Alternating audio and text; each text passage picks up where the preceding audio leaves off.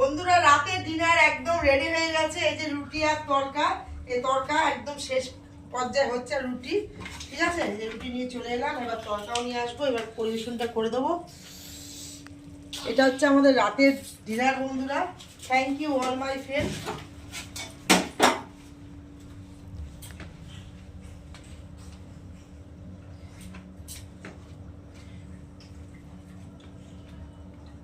সবাই দেখুন আর রাতে সবাই ডিনার করে নিন, আমরা এখন ডিনার করব।